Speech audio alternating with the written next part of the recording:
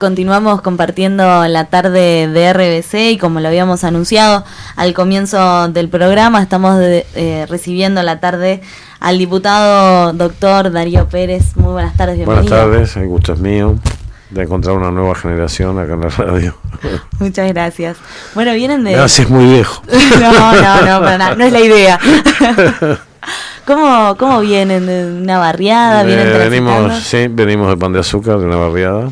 Se nos ha hecho larga la campaña preelectoral porque hay que contar las internas y hemos caminado mucho también por todo el país, no solamente por el departamento de Maldonado.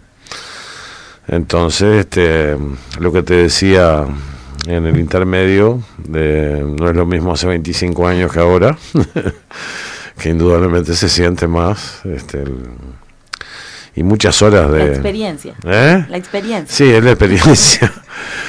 Muchas horas, pero como decía mi abuela, sarna con gusto no pica.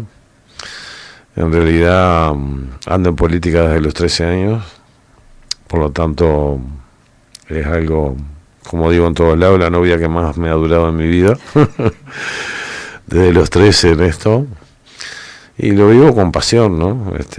Por lo tanto... si bien soy medio calentilla y me enojo y todo lo que tú quieras, pero tengo una enorme satisfacción de pelear por lo que considero que es necesario para nuestra sociedad, que es acercarnos lo más posible a la justicia social. ¿Qué visión tiene de todos estos gobiernos del Frente Amplio y qué reflexión hace de los mismos? Tú sabes que yo tengo una formación que se la debo a mis profesores de secundaria, que la mayoría fueron destituidos en su momento, una formación de espíritu crítico, de usar mucho el sentido común y de ser un libre pensador. Por lo tanto, no digo que nuestros gobiernos hayan sido perfectos, pero sí digo que hemos hecho cosas realmente extraordinarias. Creo que la principal y de la que a veces la memoria de los pueblos falla es recordar que en el Uruguay, cuando ingresó el Frente Amplio a gobernar, había 1 millón de pobres. Esto quiere decir el 40% de la población. Después de sucesivas crisis, esa tan grande como la del 2002, que impactó enormemente en nuestra sociedad de diferentes maneras, pero el poder bajar la pobreza de un 40 a un 8% es un logro realmente extraordinario. A veces naturalizamos una cantidad de cosas que hoy nos parecen normales, sin embargo son logros extraordinarios y en las que se ha metido mucho presupuesto porque se ha considerado una inversión, como por ejemplo en salud.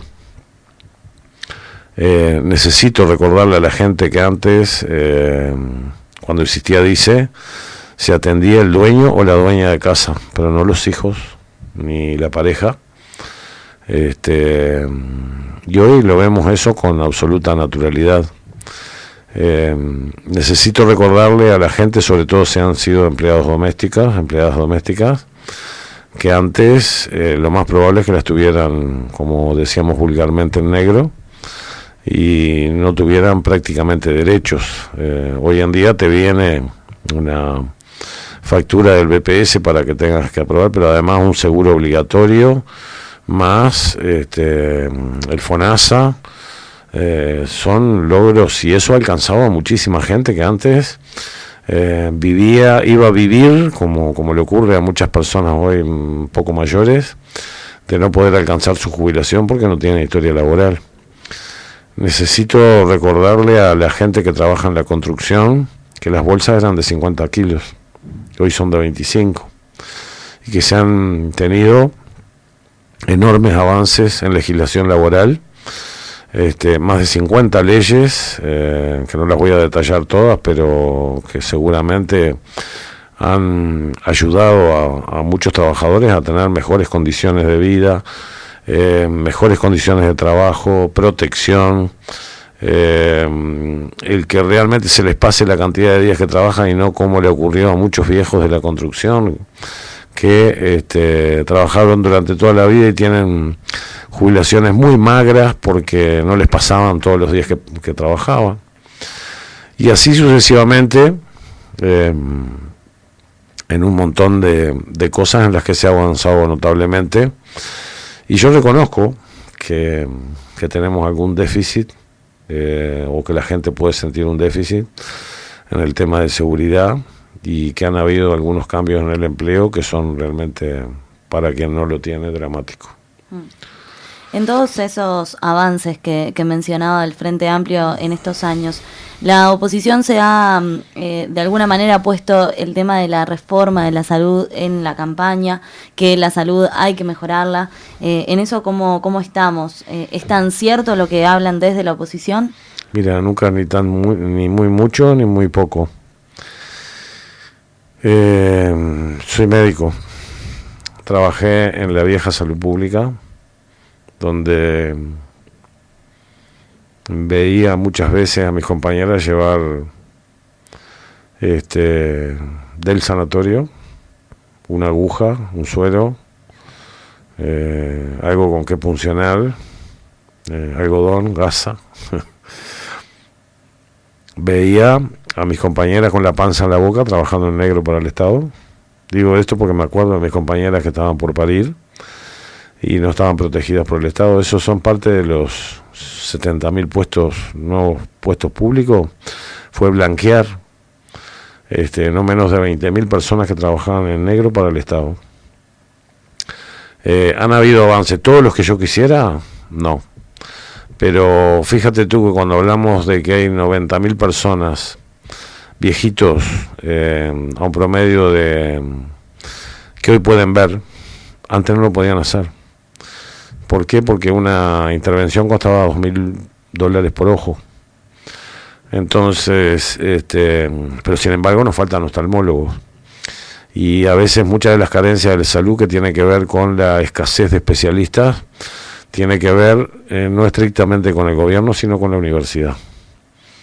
Si hay una responsable de que no haya la cantidad de especialistas necesarios, es la propia universidad, que es autónoma, y que en la escuela de graduados no admite, o la formación de otras cátedras, o no salen la cantidad suficiente, como por ejemplo de anestesistas, de urólogos, de etcétera, etcétera, etcétera, y después nos escasean, sobre todo para que vayan a trabajar en el interior. Y tienes que estar dependiendo de que, y es tan importante eso, que para que la gente tenga idea, un hospital pasa a ser un centro auxiliar si no cuenta con un anestesista, un obstetra y un pediatra. Dejas de ser hospital por eso. Entonces, y te mandan a la gente a nacer a otro lado porque no tienes las condiciones como para... Entonces, en realidad, alguien va a tener que apretar ese asunto, o traer especialistas del extranjero, como ya se hizo con los oftalmólogos cubanos, o buscarle la vuelta en la escuela de graduados, porque realmente un Estado tiene que poder planificar la cantidad de determinadas especialidades que precisa sí o sí para poder atender adecuadamente a la población. También te digo que han habido cosas que a mí no me gustaron, que ocurrieron y que fueron investigadas en el Parlamento. Nosotros empujamos, junto con otro compañero dentro del Frente Amplio, para que se investigara, para que se hiciera una comisión investigadora. ¿Y por qué empujamos? Porque tú tienes que saber cuál es el problema y cómo se hizo para poder encontrar una solución. Finalmente, de una manera o de otra, y más allá de las conclusiones de la investigadora, vinieron dos compañeros que uno siente que están realmente reordenando una cosa que en los primeros 5 años anduvimos muy bien, en la salud pública. Después decaímos, se complicó en el tercer periodo, y hoy con el doctor Marcos Carámbula y del Colorado, tengo que decir el Colorado Galeano, el doctor Galeano, indudablemente hay una forma de trabajo diferente que está reordenando aquellas cosas que nosotros mismos criticábamos. En cuanto a los medicamentos de alto costo, antes, con suerte, le llegaba alguno. y hoy estamos hablando de por lo menos 7.000 adjudicaciones. Lo que muchas veces la gente le cuesta comprender es que esos medicamentos de alto costo, algunos que están en etapa experimental. Yo entiendo, quien se quiere salvar, por supuesto que se prende de un cable pelado.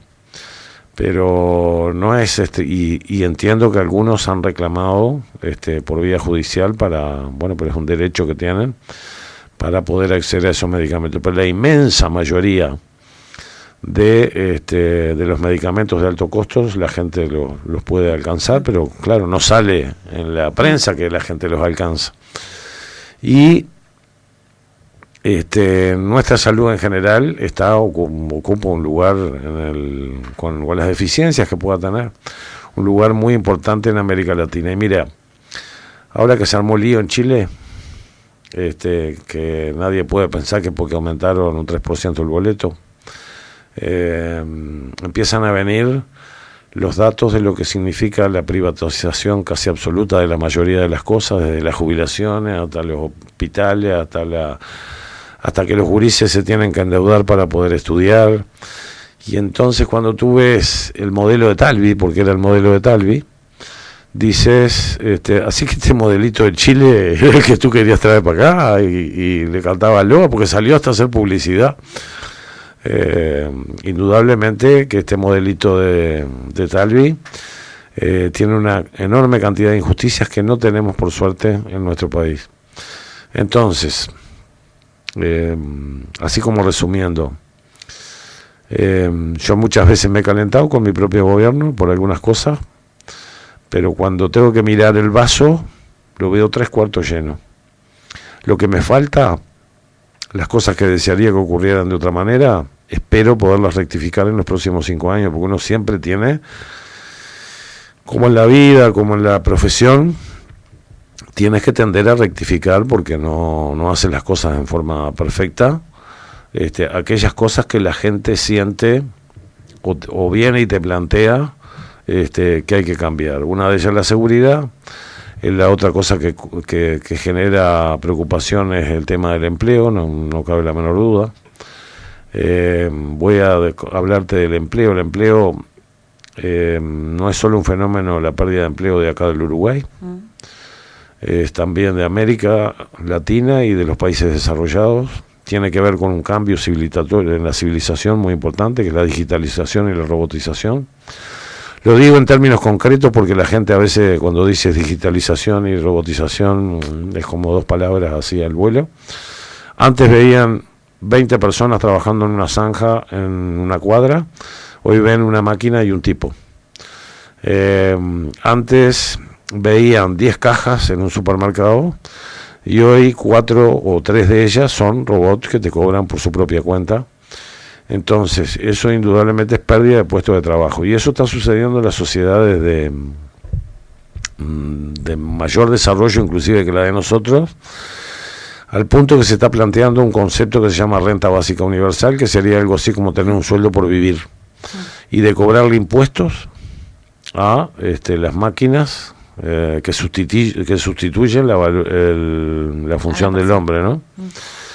Y en cuanto a la seguridad, también no cabe la menor duda que tenemos que rectificar, que cambiar una cantidad de cosas, porque si bien se ha invertido y los presupuestos han sido muy buenos y han logrado que la policía tenga mejores armas, mejores uniformes, mejores condiciones técnicas, se ve que hemos martillado más en la herradura que en el clavo, porque los resultados no son los que todos quisiéramos ni nos sentimos tranquilos. Quiero que la gente sepa que, porque la gente tiende a decir, los políticos no se dan cuenta. No, mira que yo ando de noche, camino por la calle, llego a la portera de mi casa de noche, hay lugares donde no me bajo, uno no vive en una burbuja. Hay gente que es negacionista y se ve que transita por determinadas calles que no tiene problema, ¿no? Hasta de mi gobierno te digo. Yo como siempre he andado a patacón la cuadra o caminando entre la gente o exponiéndome a que vengan y me planteen problemas. Yo sé cómo es, y hace muchos años que venía planteando el tema de la seguridad, al punto que te voy a contar porque tú eres jovencita, que en el primer gobierno de Tabaré al año, yo veía que se estaban desarrollando, que la crisis había provocado un desbunde de nuestra sociedad, una pérdida de valores importante, y se empezaba a desarrollar el fenómeno del narcotráfico.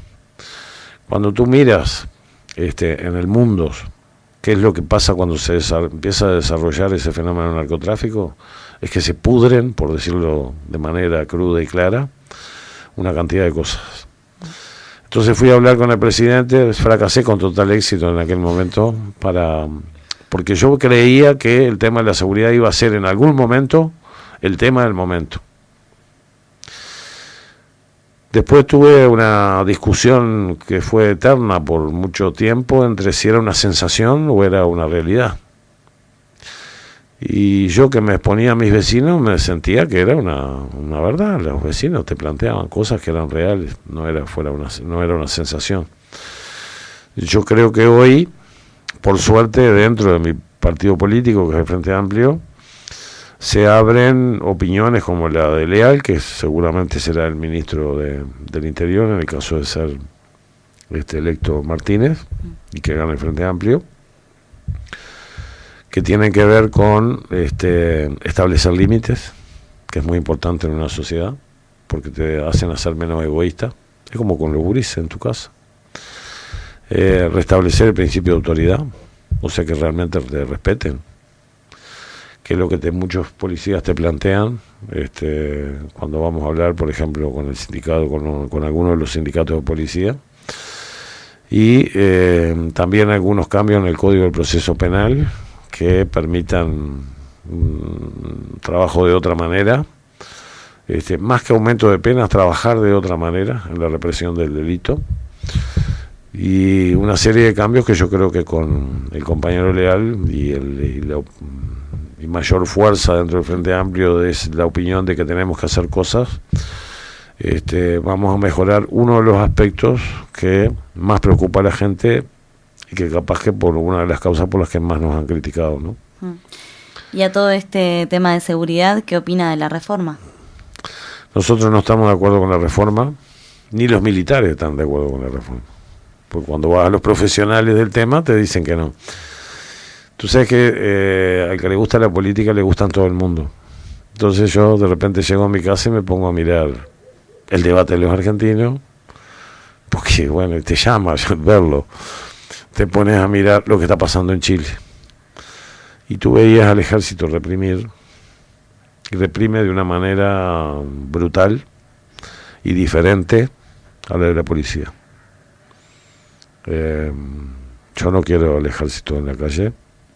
Sí soy partidario del allanamiento nocturno, pero como no se puede votar separado, y soy partidario del allanamiento nocturno como una herramienta más para poder justamente combatir el narcotráfico. Pero, porque aparte es lo que te plantean los policías, te lo digo concreto, venimos siguiendo, dicen los policías, ¿no?, a una persona que de repente lleva merca, se nos tira para el otro lado del muro, entra en una casa y como es de noche yo no lo puedo capturar, y al otro día o está en el water o la sacaron por el fondo de la casa. Entonces es complicado así, ¿no?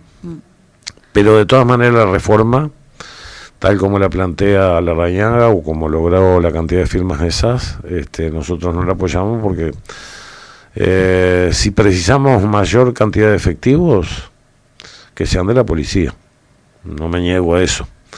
No obstante, creo que hay un tema de gestión que sí es muy importante, porque en realidad en porcentaje tenemos más porcentaje de policías por número de habitantes que Colombia, que tiene una guerrilla armada peleando casi que todos los días. Quiere decir que más bien quizás haya un problema de gestión y de otras cosas que suceden, como por ejemplo contarte que aquí en Maldonado hay 90 policías que están dedicados a cuidar mujeres que son objeto de violencia doméstica. Para ahí también tengo una opinión. Me parece que no es a la mujer a la que hay que cuidar al tipo. Me parece que tiene que tener tobillera, todos, y restringir su libertad. Y ni soñar que si te sacas la tobillera vas para adentro, así, crudito y claro. Pero restringir la libertad, que vaya a trabajar y vuelva a las casas, y tratamiento psicológico obligatorio. Yo lo dije en un momento ahí en el que había una seguidilla de mujeres muertas que realmente te conmueve, porque no sé, es impensable que ocurran esas cosas, no deberían, no. Entonces realmente creo que hay que apretar las clavijas en una cantidad de cosas que son necesarias, como cuando uno en la casa con los hijos necesitas ajustar algunas cosas, porque si no, o no estudian, o no trabajan, o no esto, o no lo otro. Ayer Susana Hernández hablaba acá en el estudio acerca de la reforma y decía que excluye los delitos de lesa humanidad también. Bueno, ¿qué opinión tiene a ese respecto? ¿Qué te puede decir alguien que fue preso político? Compartí con algunos compañeros de acá de Piriápolis, como Claudio y como Gonzalito, no me acuerdo si había alguno más de Piriápolis. Por supuesto que tengo opinión, pero los delitos de lesa humanidad no fueron considerados por la Suprema Corte de Justicia. A mí me parece una aberración, porque si tú festejas que se persigan los criminales nazis, que ya probablemente no quede ninguno vivo hasta el final de sus días, por delitos de lesa humanidad, por similares crímenes, en Uruguay debería de ser igual.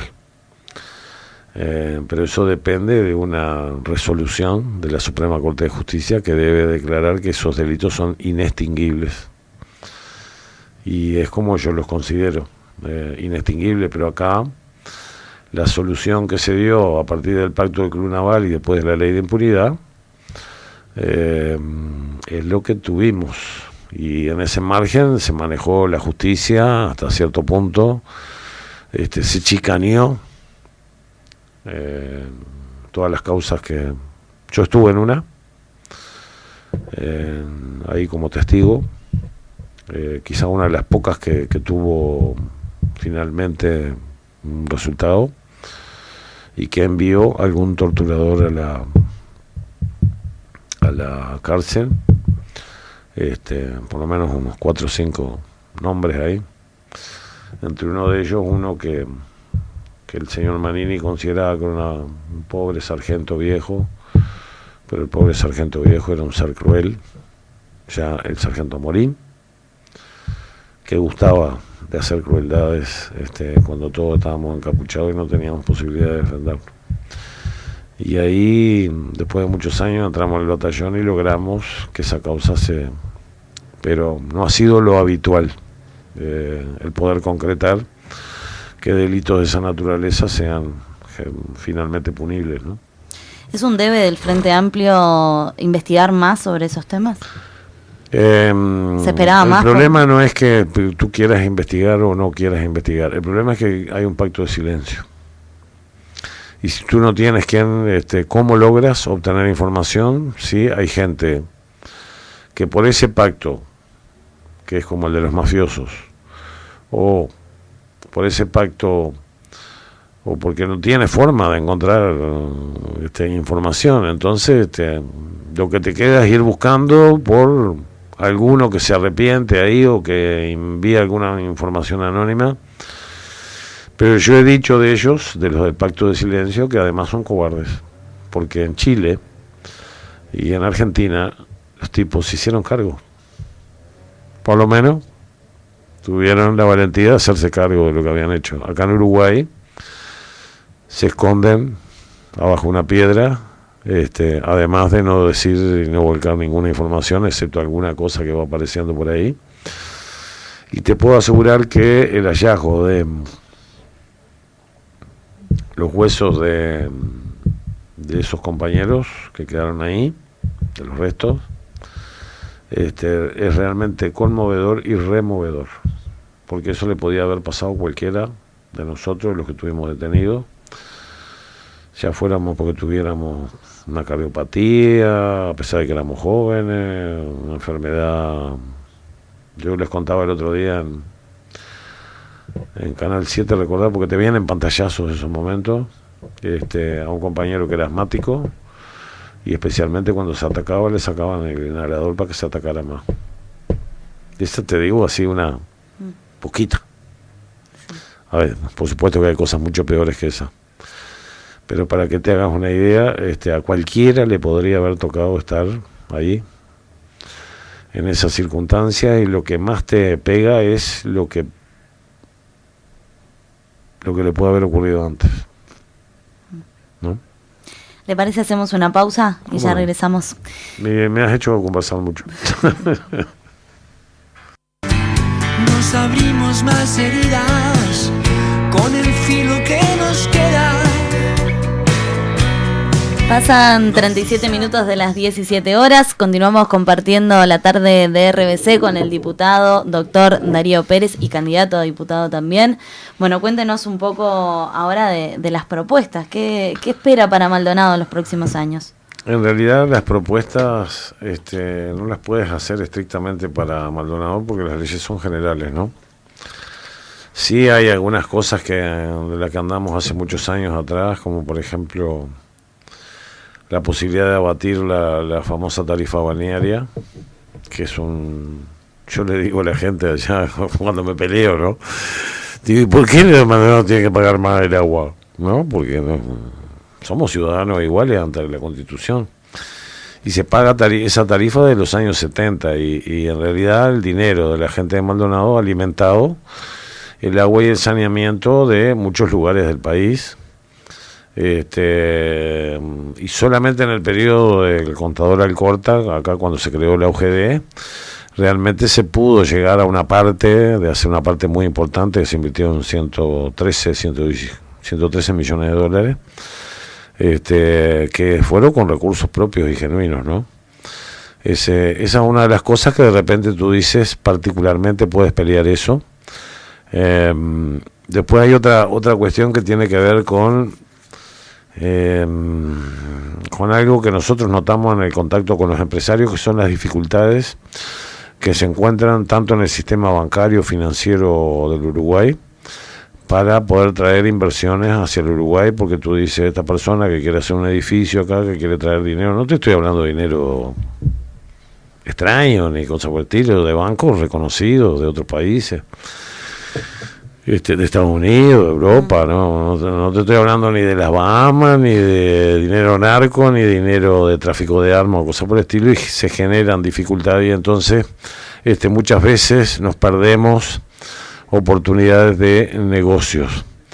En general, yo te diría que la fuerza del Parlamento es por el conjunto de las cosas, de los legisladores, excepto en algunos momentos en el que tú puedes tener una llave, porque de ti depende que se apruebe o no se apruebe una cosa, que son muy escasos.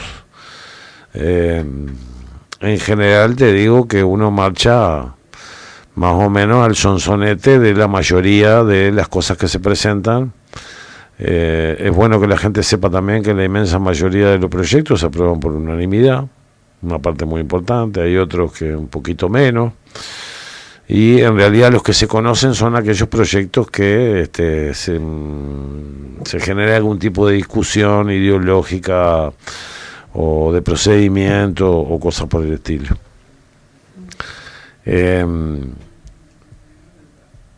Yo te voy a decir que en realidad lo que más me ha gustado a mí es representar al pueblo. Viste que dice diputado o representante nacional.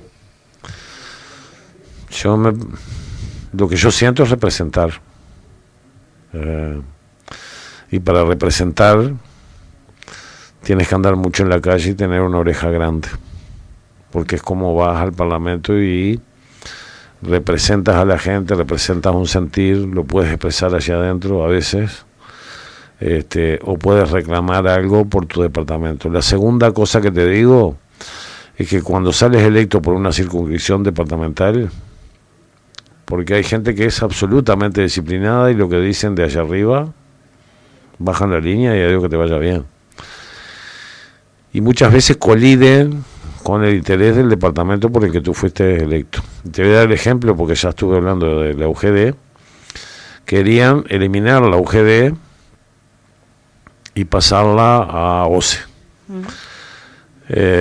Quienes presentaron ese proyecto en el Parlamento, que era el directorio de OCE y algunos otros interesados en que ocurriera eso, se olvidaron la percepción que tenía la gente de Maldonado de la UGD, que estaban conformes y no querían que volviera a la vieja OCE, o por lo menos en el ideario colectivo.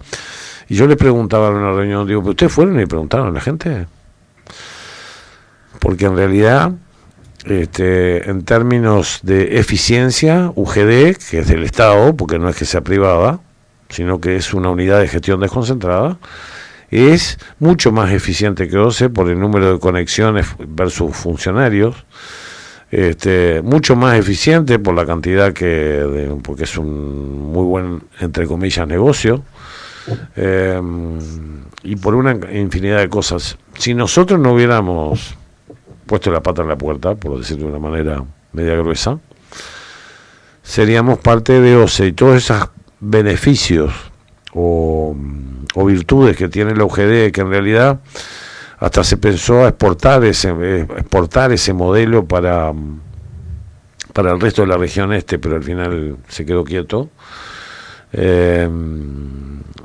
Realmente a veces tú te tienes que plantar para defender a tu departamento y pechar el centralismo, que es un mal que tiene el Uruguay, que es cultural, que tiene más de 200 años, y que hace que se tomen decisiones en Montevideo que muchas veces afectan la vida de la gente desde una lejanía tan grande que es transversal a todos los partidos, ¿no? No vayas a pensar que es porque hoy está el Frente Amplio, antes era el Partido Colorado, y antes, cuando gobernó el Partido Nacional, también hay señoritos en Montevideo que en un escritorio deciden cosas. Y si a los canarios allá en el fondo recóndito de algún lugar del Uruguay eso los perjudica, como no están enterados, no lo saben, o no lo viven, o no lo sienten, entonces esa es otra de las luchas que nosotros sostenemos, que es tratar de lograr la mayor descentralización posible. El Frente Amplio fue caminando en ese proceso, pero por ejemplo en el tema del tercer nivel de gobierno nos quedamos a medio camino. Y hoy, y si no preguntan a los compañeros de Piriápolis o de San Carlos, qué es lo que sucede cuando tú quieres hacer una cosa, pero el poder central del departamento que está en Maldonado no te lo permite porque tú no tienes las herramientas. Y eso porque los municipios no tienen todas las... Entonces la otra cosa por la que nosotros queremos luchar es por esa descentralización que permita mayor desarrollo local, que muchas veces es más eficiente en el gasto y en la inversión, y ve las cosas de otra manera diferente a la lejanía del poder central. Hablaba en el bloque anterior de poder tener una planificación en lo que refiere a la UDELAR y a quienes salen graduados de la misma. ¿Esto va en concordancia con lo que plantea la calle Pou de establecer cupos? No, una cosa, no, al contrario, yo no quiero cupos. Yo quiero que haya la mayor cantidad posible. Cupos hay ahora, porque si, por ejemplo, solo se pueden recibir 12 anestesistas por año, cupos hay ahora, porque hay un número de residentes. No así para el ingreso en general a todas las universidades, pero después cuando vas a hacer las especialidades hay cupo, y eso limita. Y algunas son por sorteo hoy en día también. Sí, el problema es que la universidad es autónoma y tu gobierno no puedes ir a decirle tal cosa. En realidad tendría que salir de la propia universidad, ver la necesidad que tiene nuestro país del desarrollo de determinadas profesiones, y decir, bueno, vamos a arrancar para ahí. De todas maneras, te diré que estamos mucho mejor que hace unos años atrás.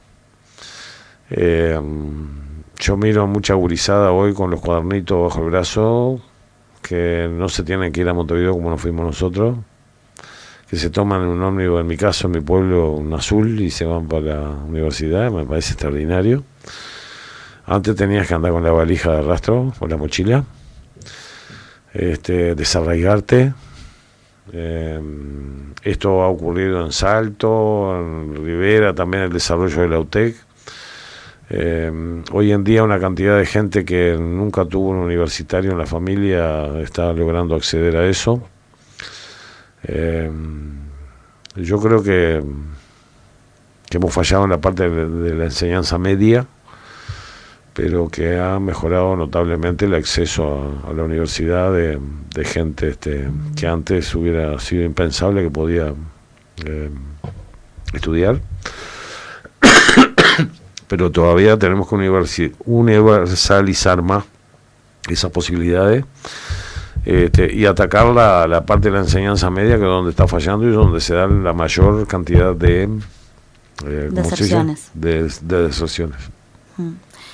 Otra de las propuestas de Daniel Martínez en estos últimos anunció que va a reducir el costo y el impuesto a los productos de higiene femenina. ¿Qué opina al respecto? Me parece bárbaro, pero no es lo único que tenemos. Mira, tenemos a los celíacos que viven un drama, porque esto es mucho más caro todo.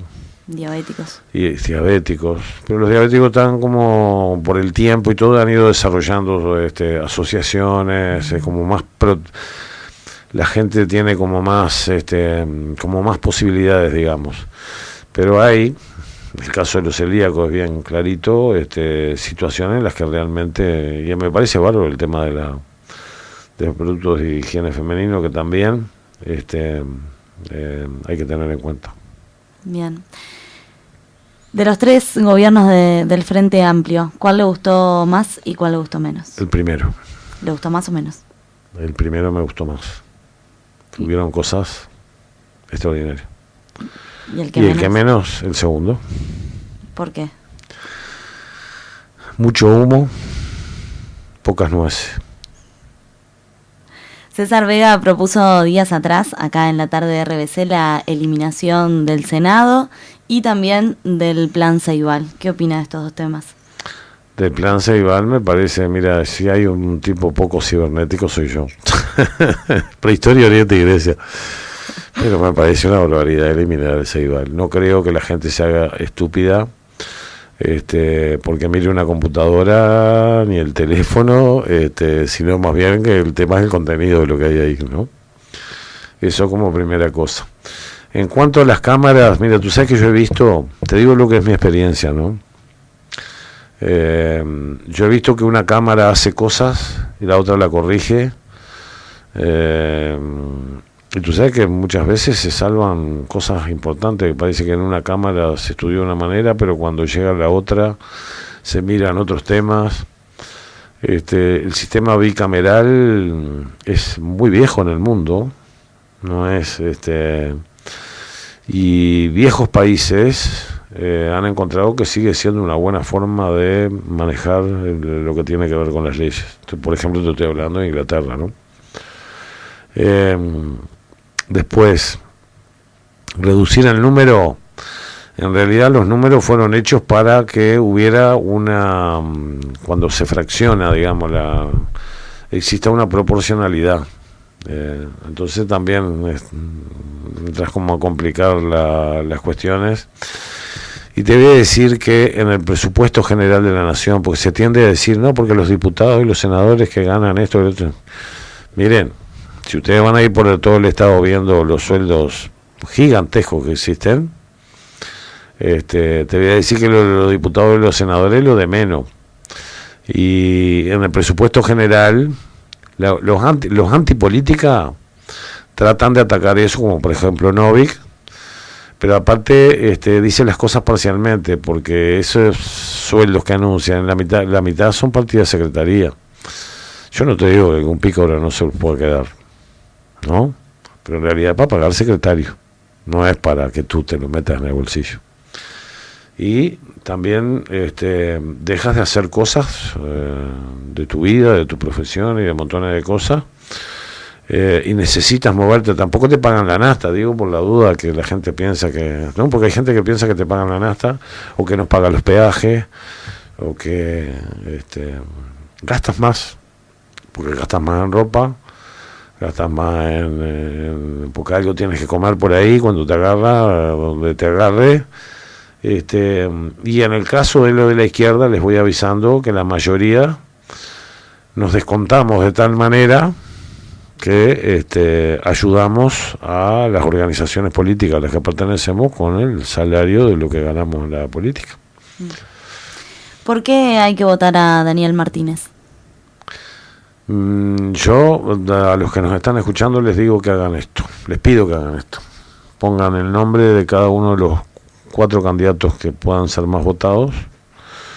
No, con esto no estoy despreciando a los demás, pero porque humanamente no me permito eso. Pero bueno, los 4 que tienen más apoyo popular. Y por debajo de ellos que pongan el currículum de cada uno, ¿no? Yo le pido a la gente que recuerde esto. Daniel Martínez empezó a trabajar tempranamente en su vida y después me van a entender por qué digo esto. Fue sindicalista. También en lo público, porque era sindicalista de ANCAP. Fue empresario.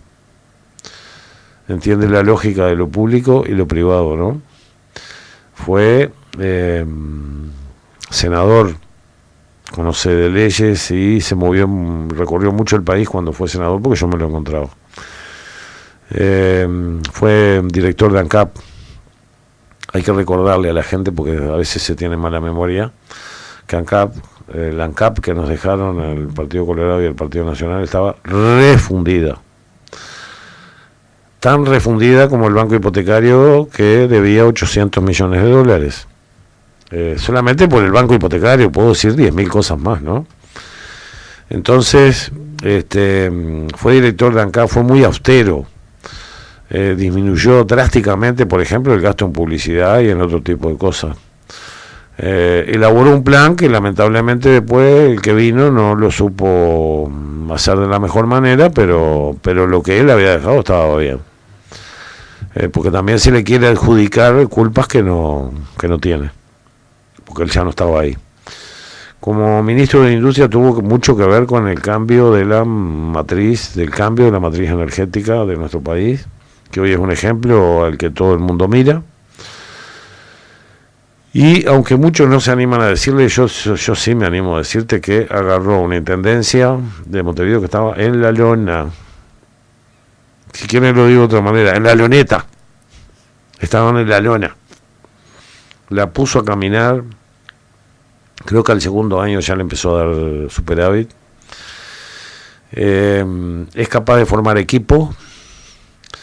Es capaz de tener en cuenta a la mujer porque su gabinete viene anunciado que va a ser paritario.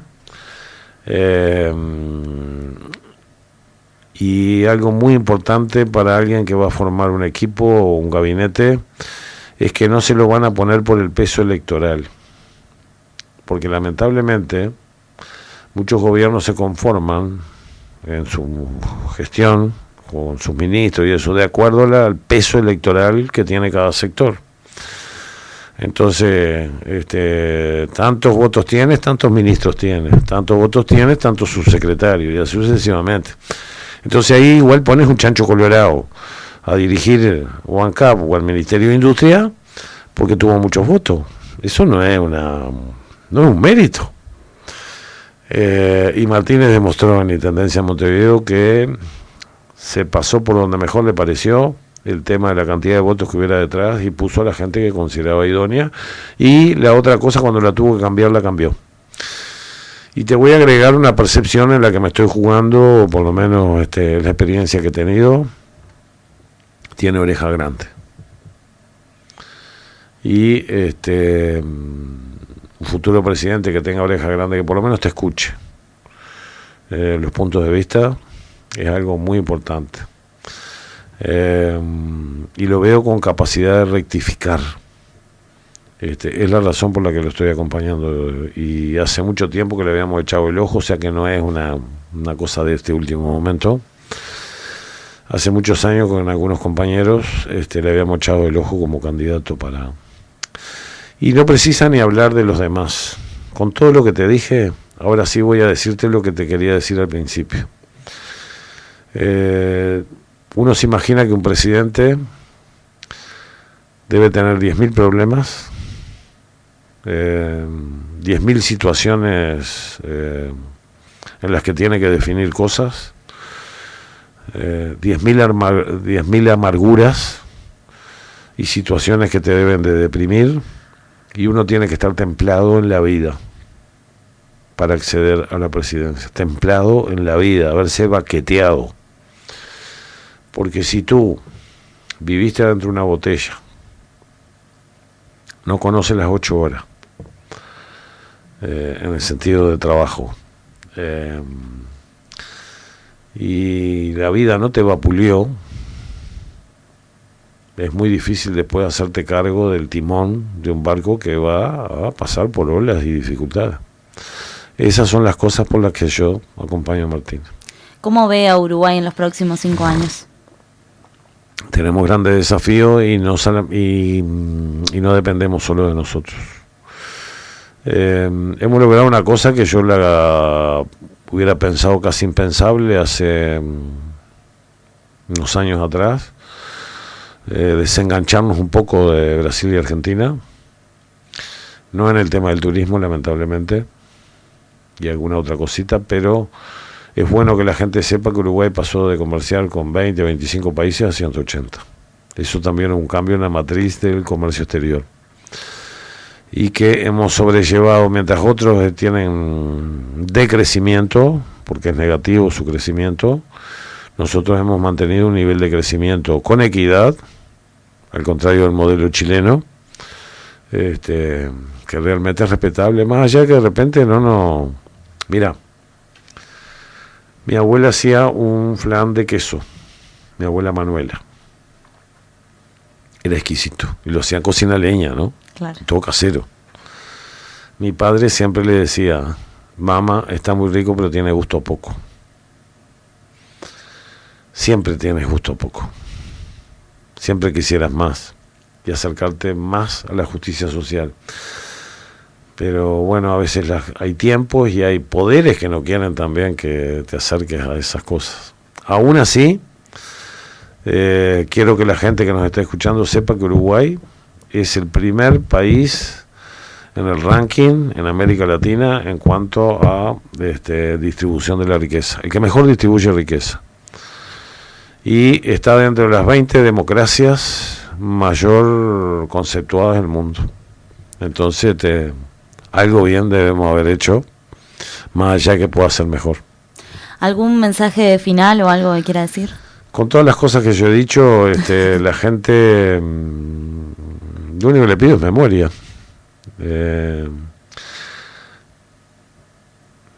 Me pasa, porque soy sanguíneo, que a veces me paro ahí, por ejemplo, en una esquina de Maldonado Nuevo, donde pasan muchos trabajadores en la construcción, y yo sé que tienen derecho a hacerlo, pero me da un profundo dolor ver que gente trabajadora agarre una lista de un partido político que en realidad se las da en la nuca,